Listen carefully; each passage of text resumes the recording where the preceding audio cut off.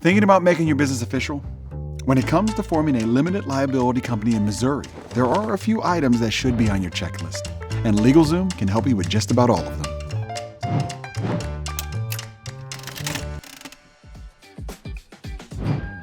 First, you'll want to choose a name for your business. This may seem obvious, but there's more to it than just that. We recommend that you search the Missouri Secretary of State's website to ensure that your business name isn't already in use for an existing business within the state.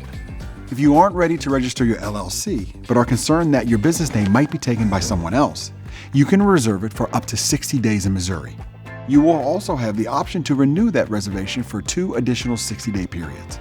This can be done by paying a fee and submitting paperwork to the Secretary of State. Second, you'll choose a registered agent, otherwise known as an RA.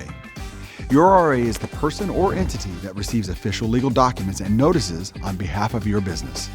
When choosing an RA, be sure to choose one available during regular business hours that also has an address within the state.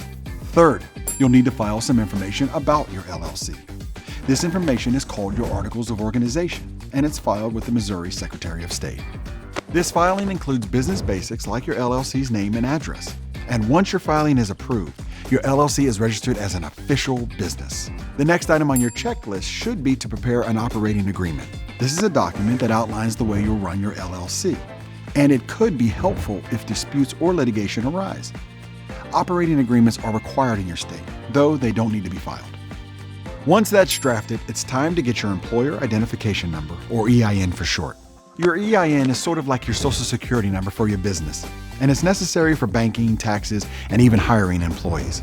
You should also note that this is sometimes referred to as your federal tax ID number. Finally, you should apply for any specific permits or licenses that your business may need, like a zoning permit or a liquor license. Of course, there could be more to forming an LLC than just these few steps. That's where LegalZoom comes in. Once you're ready to start your business, we'll be there to help.